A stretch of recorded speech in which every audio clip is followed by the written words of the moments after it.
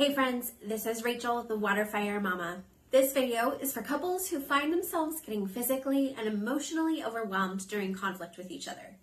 Maybe you shut down or try guerrilla warfare tactics to try and control the outcome of the argument. Today, I'm going to talk about how to keep from shutting down and how to make sure your conflict discussions stay on track. I'm really glad you're here.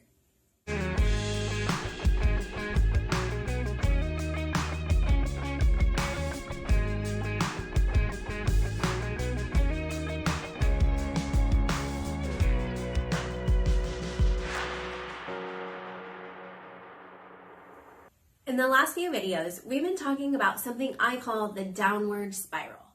This happens when our core needs for love, connection, respect, and effectiveness don't get met. We tend to get a little desperate and try to get those needs met with unhealthy behaviors like perfectionism, anger, working too much, and lots of other things. These behaviors trigger vulnerability in our partner, and we start to react to one another instead of responding intentionally. When we react, the four horsemen of the apocalypse rear their ugly heads: contempt, criticism, defensiveness, and stonewalling. You can find out more about each of those horsemen and their antidotes in the book 7 Principles for Making Marriage Work by Dr. John Gottman. So we're trying to get our needs met, but because we don't know what else to do, we act out and trigger vulnerable feelings in our partner, and we end up making everybody feel worse. And we go round and round in this downward spiral.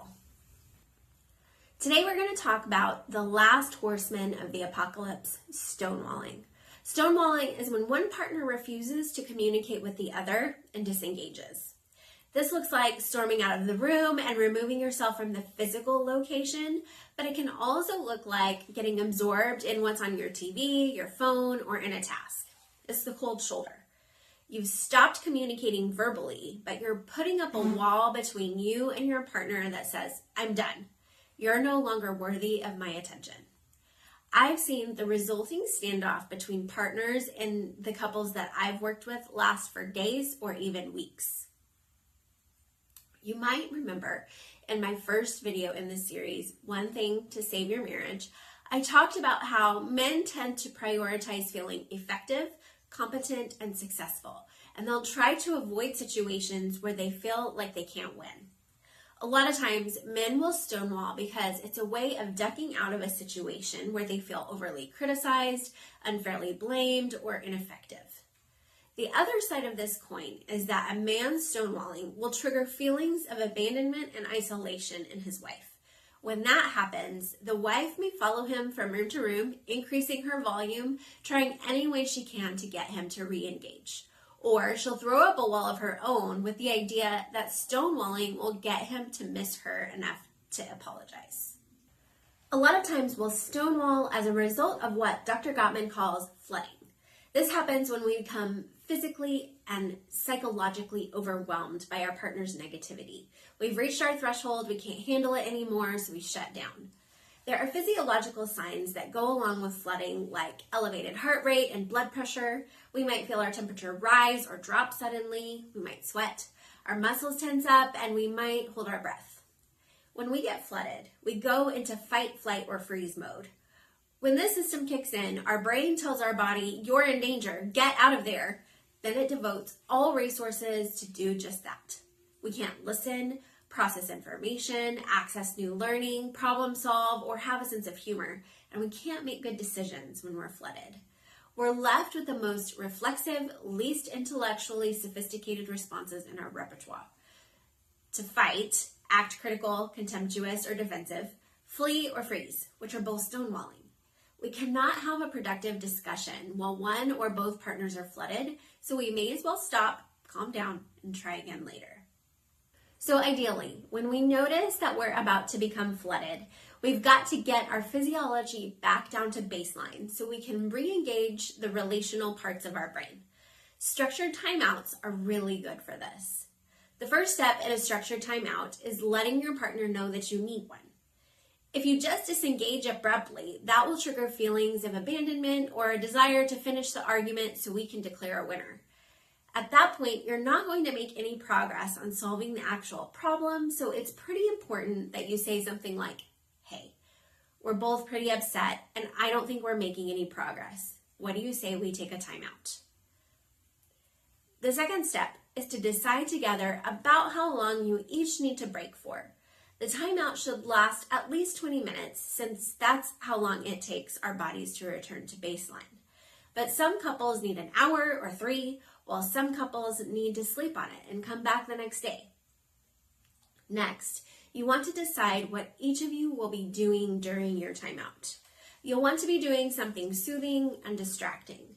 The more of your 5 senses, sight, hearing, touch, taste, and smell, that you can incorporate into your soothing activity, the more mileage you'll get out of it. The most effective soothing activities for me are taking a walk in nature, driving and listening to music that I like, or taking a warm shower. Don't spend the time nursing your anger or hurt feelings or rehearsing the verbal arrows that you plan to shoot at your partner after the break. That's just going to keep you ramped up. Let each other know what you're going to be doing during the timeout, how long you expect to be doing it, and make a plan for coming back together and trying the discussion again. I personally think that stonewalling has the potential to be the most dangerous of the horsemen. While one or both partners are emotionally shut down and stonewalling, that emotional connection between us is weakened or even broken. So we're kind of flapping in the wind. We're looking for validation and comfort, and if we start to range away from the marriage to get those needs met, we might have a budding affair on our hands. Don't get me wrong.